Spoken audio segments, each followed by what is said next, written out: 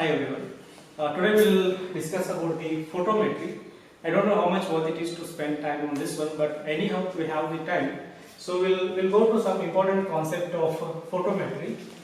So the in the beginning we'll see the important terms of this one. In the photometry, the very important term is something called as a radiant flux.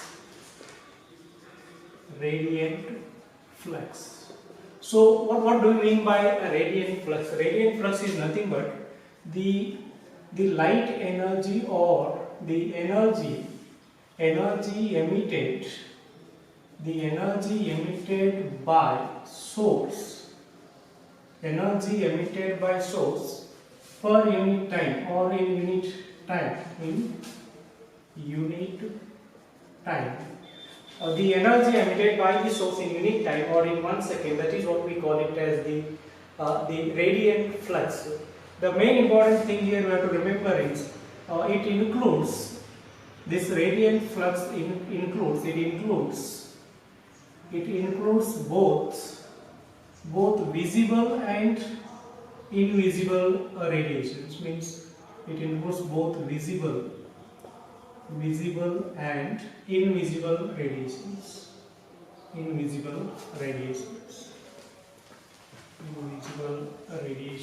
Okay. Another is its unit is the SI unit. Its SI unit is you can call it as watt. Okay. So it includes both visible and invisible radiations. Means when the source emits the radiations, it includes visible light like the red wavelength or violet wavelength or yellow wavelength. Along with that one, there are some invisible light like radio waves or X-ray or gamma ray, something like that. So the radiant flux is this total energy which includes both visible and invisible radiations. So there is one more term called as luminous flux. There is one more term called as luminous flux. Then what is luminous flux? Again, definition I will write it as same. So the energy or light energy emitted by source in unit time or in 1 second or per second in 1 second. Okay. So this is what we call it as the rate, or it is called as luminous flux. What is the difference between radiant flux and luminous flux? Difference is it is that part of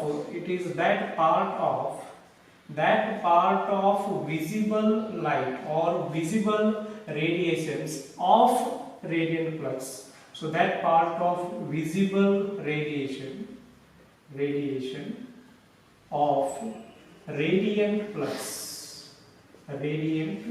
flux. I hope now you can get it, the actual meaning of luminous flux. The radiant flux include both visible, the energy due to both visible and invisible radiations, but your luminous flux includes that part of visible radiations of radiant flux. Means the luminous flux means it is the energy per second due to only visible radiations. Means from violet to red wavelength includes in this luminous flux. Okay. So its SI unit is you know that one, that is called as lumen. Okay. So SI unit is lumen. This is what the radiant flux and luminous flux. Based on this one, we have the many concepts we can discuss. So what is the relation between luminous flux and radiant flux?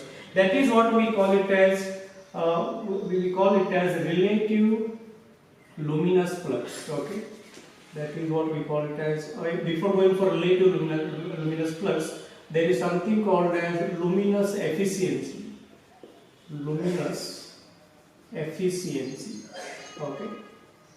So this luminous efficiency will give you the relation between radiant flux and luminous flux. Okay. So then what is the luminous efficiency?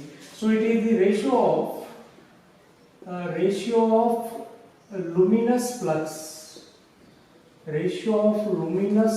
flux to radiant flux. It is the ratio of luminous flux to radiant flux. If I write in percentage form, so luminous efficiency is equals to, so you can write it as luminous flux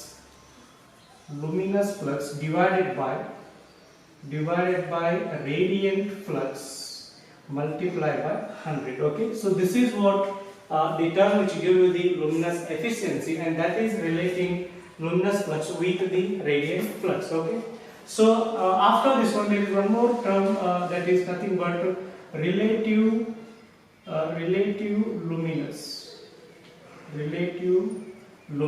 or relative luminosity. We can also call it as relative luminosity. Okay, so what is the relative luminosity? Remember, each color or wavelength has its own luminous flux. That means for different wavelengths, your luminous flux is different. So if that is so, each and every color of the spectrum have different luminous flux. So we can from what we can understand from this is, so your luminous flux, remember this, varies with luminous flux varies with wavelength. Luminous flux varies with wavelength, that is lambda. Okay, suppose if I plot the graph of luminous flux per watt,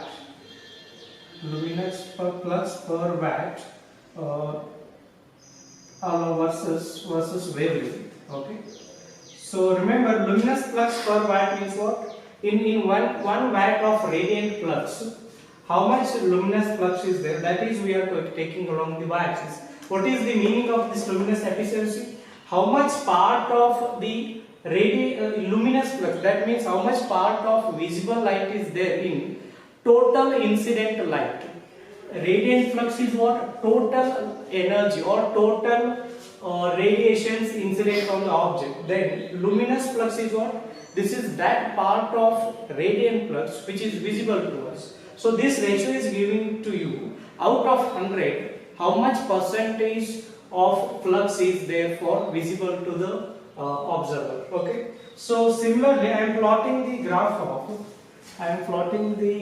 of this. Along this we will take it as luminous flux per watt. Okay, luminous flux per watt, and along this x-axis I will take it as wavelength. Okay, so when we plot the graph of this one, we will get graph something like this. Okay, so this minimum lambda is going to be, say, some 4000 angstrom. So lambda is going to be in angstrom, and here it is going to be say 7500 or 7000 angstrom, that is with respect to red light. Okay, so in the beginning, where luminous flux is maximum, when we look at the wavelength, that wavelength was exactly 5550 angstrom. Okay, so for this particular value, for this particular wavelength, so when they calculated the luminous flux per watt, it was something 685 lumen, 685 lumen per watt. Okay, out of 1 watt, 685 luminous flux was there, and that is maximum, and it is there at the wavelength 5550 angstrom. From the graph we understood that this 4000 or 4800 is what it is for violet color, again 7500 or above 7000 is what for red color. So luminous flux per watt is minimum for violet and red color, means for that particular wavelength, and it is maximum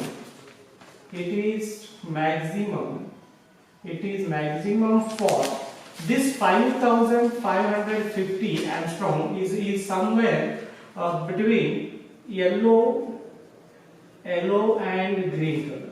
Okay, yellow and green wavelength. Okay, so for our calculation, generally this maximum luminous flux, we will take it for yellow color. Okay, yellow color. Remember, this is actually for the region between yellow and green, but in general for calculation purpose, we will take it for the yellow color. So it is maximum for yellow color. Luminous flux per watt is maximum for yellow color, and that wavelength is 5550 angstrom. Okay, so from this graph we can get the one more relation, that is nothing but your relative luminosity. Okay, so from the graph we got it as the luminous flux per watt is maximum for 5550 angstrom. So we can define relative luminosity with respect to that maximum luminous flux per watt. Okay, so how we can define to express the luminous flux for all the wavelength, the reference point we will take it as 5550. What is that wavelength? That wavelength is the color between yellow and green. Okay, so how we can define the relative luminosity? Relative luminosity is equals to the luminous flux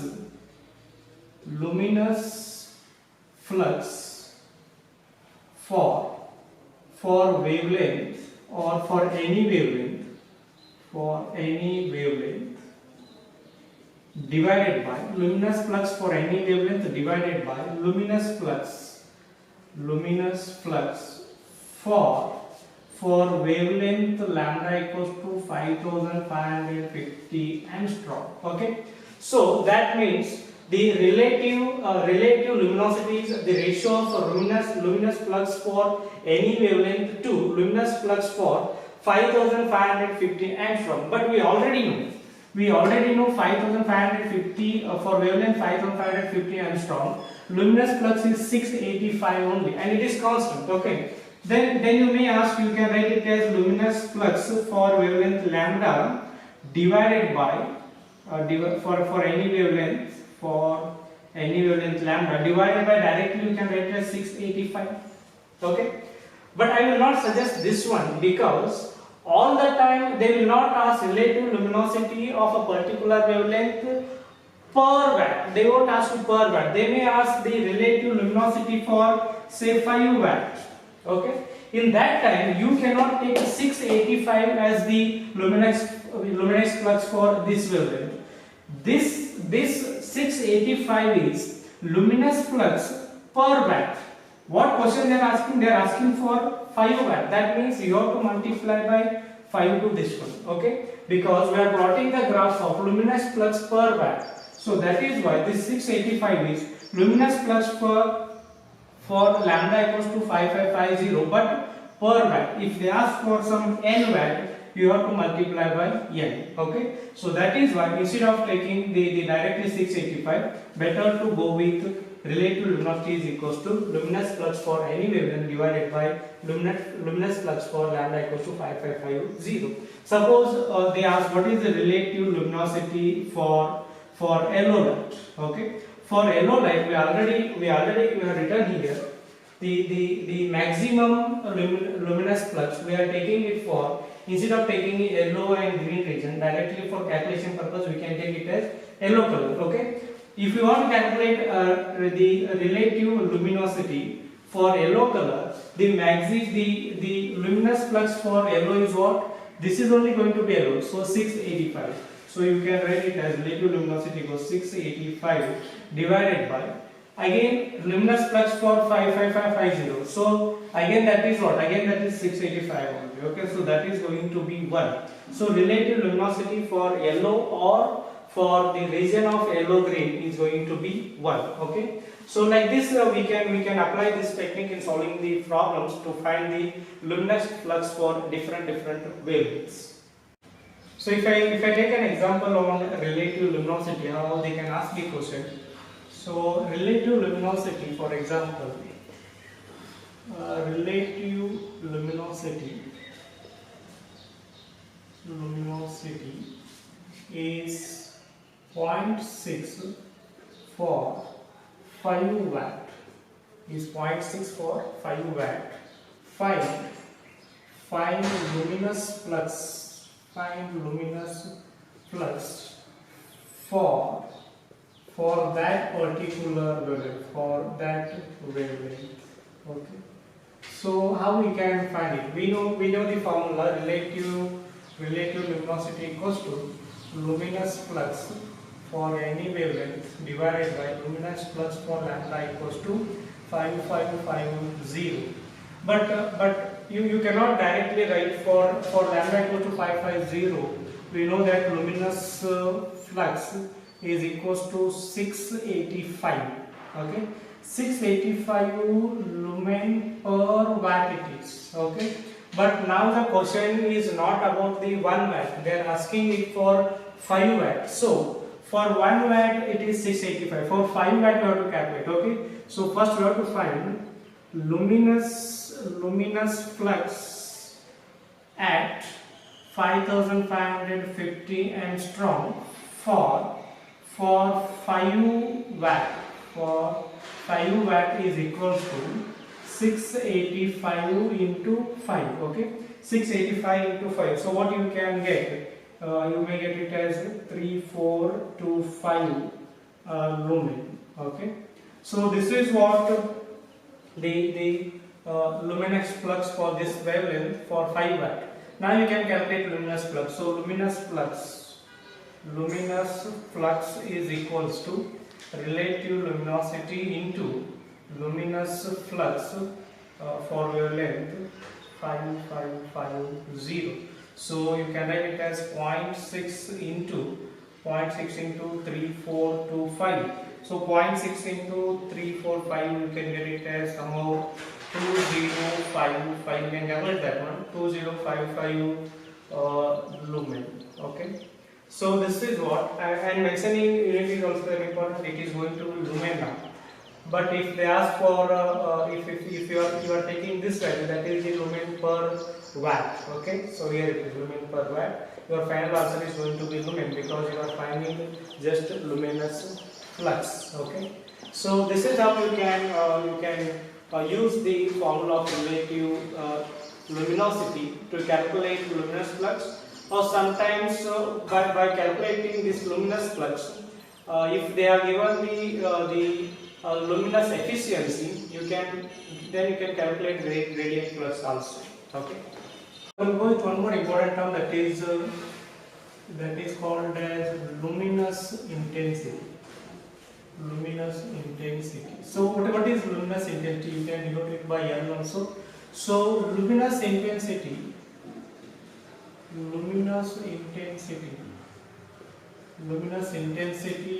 of any source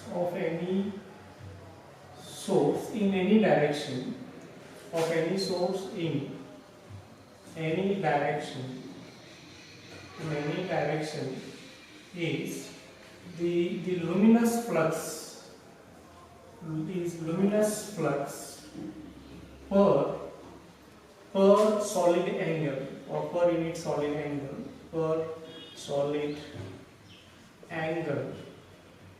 in that direction. So what it is saying exactly? Suppose this is the source. Okay. So the luminous intensity in this direction is the luminous flux per solid angle. So solid angle, how you can take solid angle? You can take it as, you will take some area here. Okay. So this is what going to be your omega, solid angle. Okay. So this is what the area. Okay. So your flux, luminous flux will go here. Okay. So luminous flux I will denote it by delta A. So what they are saying? They are saying okay, this I will take it as omega. What is the luminous intensity? L equals to luminous flux delta pi per unit solid angle. Per unit solid angle, or per solid angle means what? Divided by this omega. Okay. So this is what we call it as the luminous intensity. Okay. If we talk about for a point source, for a point source, so what will happen for a point source? So radiations or flux will go in all directions. So your solid angle will become what? Solid angle will become complete sphere. So omega equals to, how we can define the omega? A divided by r the square. This is what r. From here to this is what r. So area for total square is what? We can write it as 4 pi r square. So divided by r square is there. This will get cancelled. So this is going to be what? 4 pi. So your L will become L equals to delta pi divided by 4 pi. This is what the formula of luminous intensity for point source, or if they give the luminous intensity L, so luminous flux for a point source when L is given is 4 pi into L. Okay, so this is how we can get the luminous intensity or luminous flux due to or when they give the luminous intensity. Okay, so if I take an example, for this one, what is the power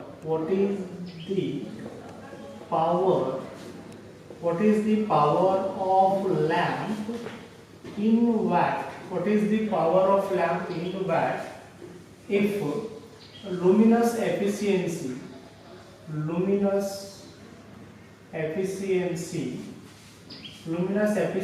is 2 and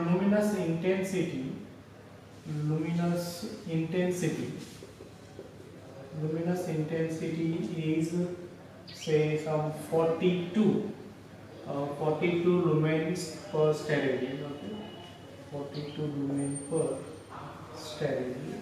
Okay, so if this is the question, so what formula we have? We have the formula that, so luminous intensity L equals to luminous flux divided by what we have? We have 4 pi. Okay, so our work is over. Luminous flux is equals to 4 pi into L. L is given. How much L is given? L is given as 42.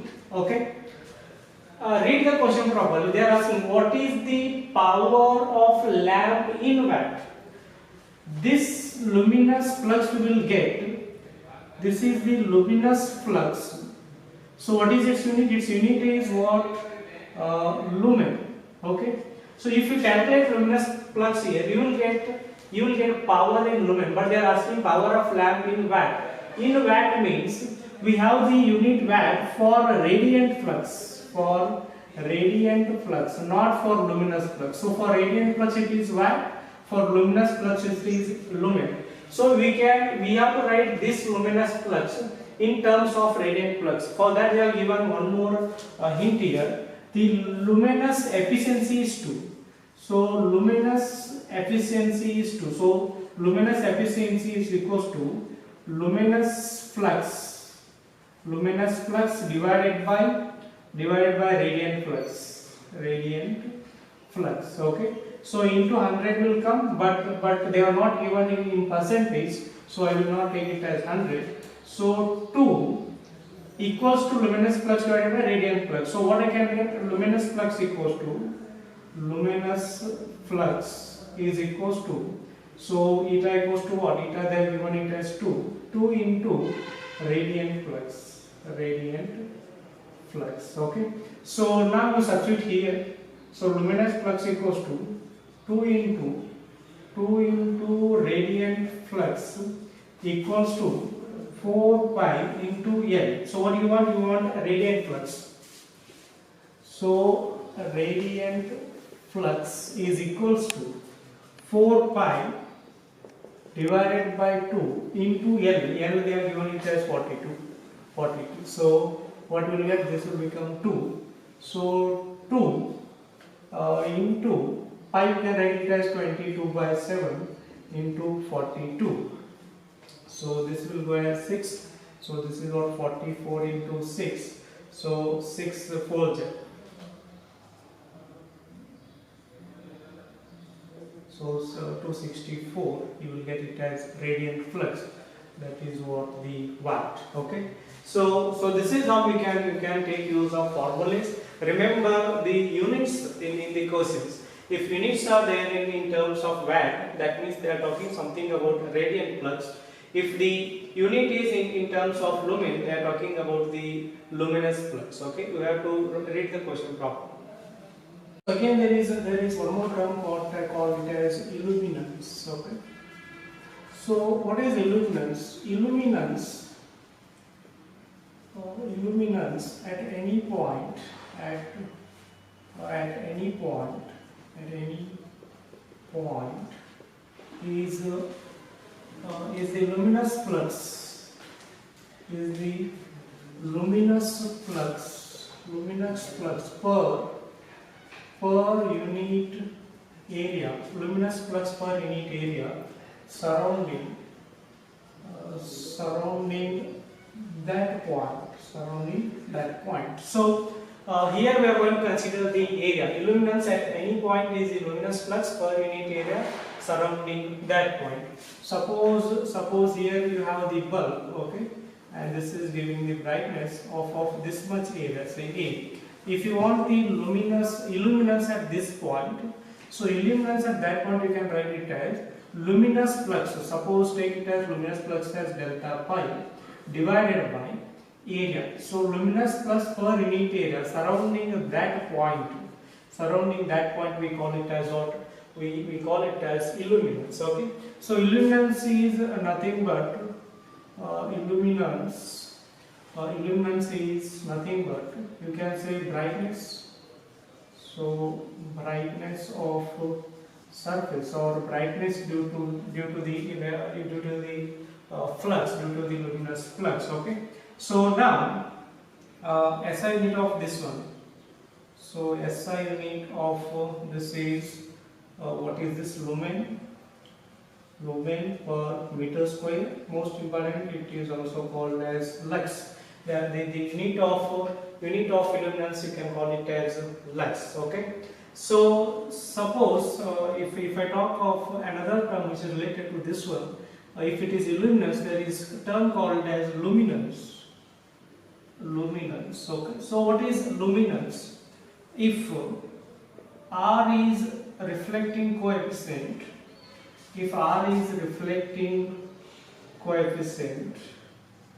then luminance is equals to R into illuminance. Okay. So it is talking about illuminance of the reflected light. Okay. Suppose for perfectly reflecting surface,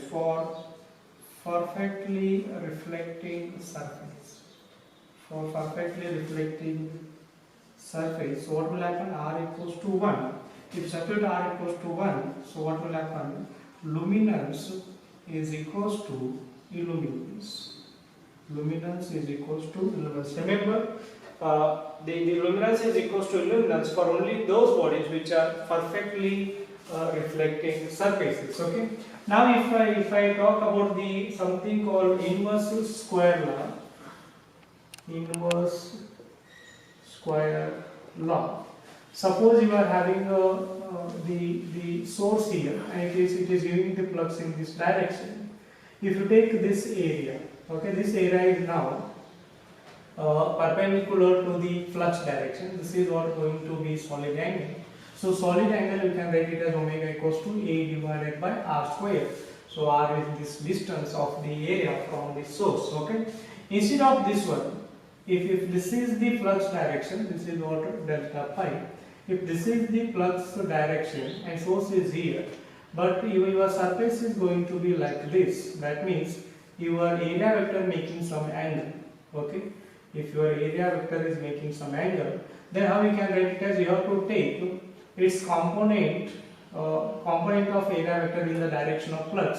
So your omega will become A cos theta. This is what area vector. So you have to take A cos theta divided by R square. Okay, A cos theta divided by R square.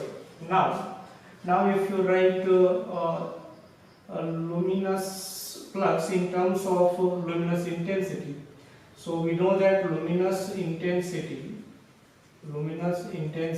L equals to delta pi divided by, so what we have the omega. Okay, so luminous flux,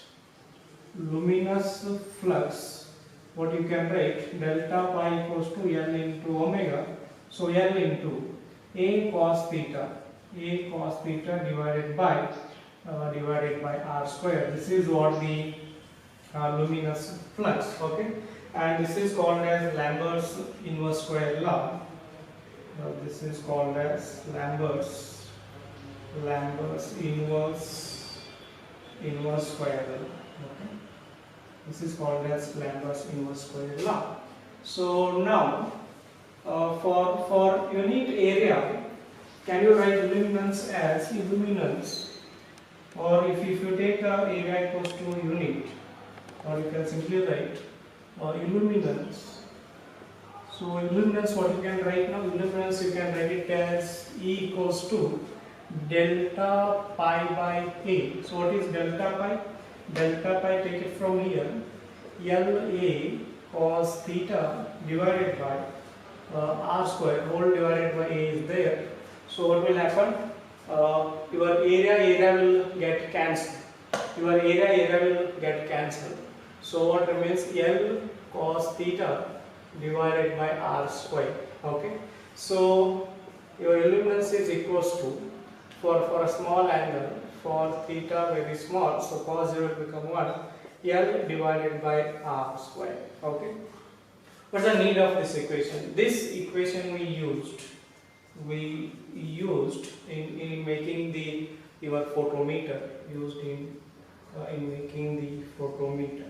Okay, so we'll see that photometer, how that equation we will take help to construct the photometer.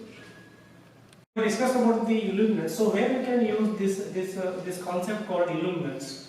For example, in making the photometer. Okay, so what is this photometer? It is an instrument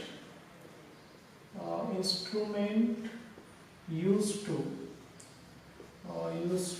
compare the luminous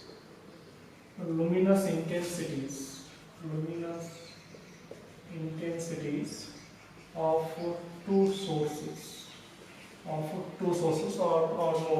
Okay, so suppose you are having one source here, say at distance r1, here is your screen. Okay, at distance r2 there is one more source, call it as s2. Okay, so here is s1. So if L1 and L2 are luminous intensities, if L1 and L2 are luminous intensities, okay, at distances, intensities of sources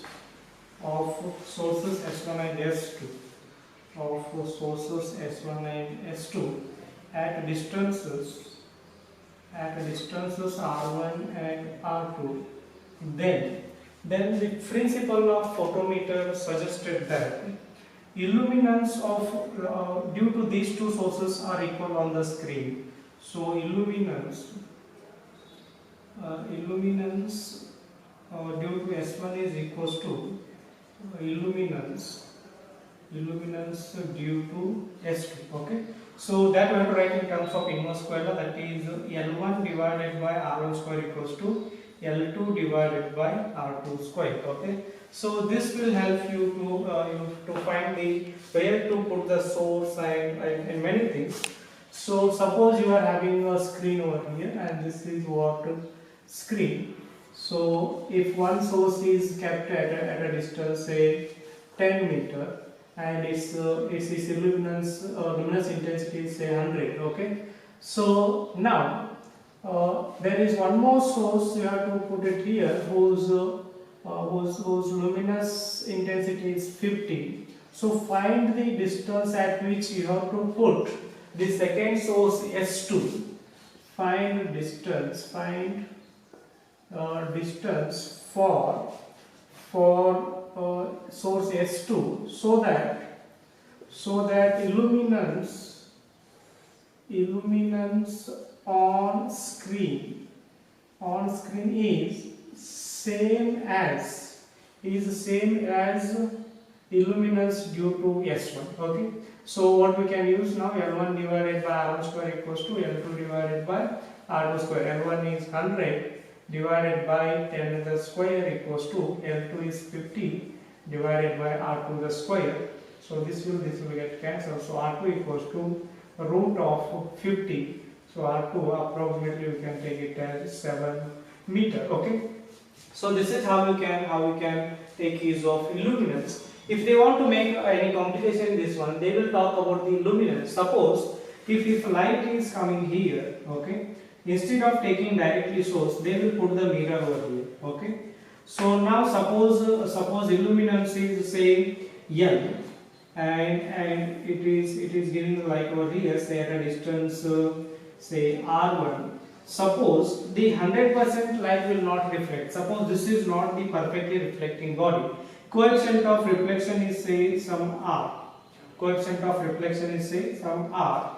Then here is a screen. There is one more source which is kept at a distance R2. This is what the source S2, and its luminance is L2 and its luminance is L1. Now you cannot write just L1 by R1 square equals to L2 by R2 square, because here you are not taking the total the total flux. You are taking part of that one, because here is a reflecting. So your source will become here. Suppose this source is say at distance x, so this will become x. Okay. So now what formula will become? Formula will become L1 divided by this distance is x plus R1.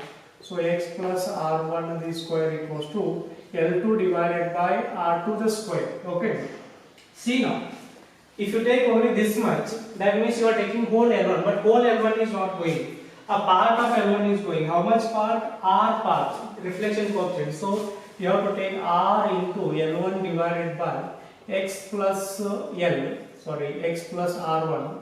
X plus R1 the square equals to L2 divided by R2 the square. Okay, this is what R. So this is what you have to use the formula. Suppose the reflection coefficient for mirror is say 0.5 or 0.8. So then you have to write 0.8 into L1 divided by x plus R1 the whole square equals to L2 divided by R2 the square. Okay. Suppose R1 is given total distance only, from here to here only distance R1. Your source is here and screen is here. This total only R1. This side R2. Then you can simply write 0.8 into L1 divided by R1 square equals to L2 divided by R2 square. Just you have to remember here is, whenever they put mirror or something, we have to take how much part is reflecting. We should not forget to multiply with reflection coefficient. Okay.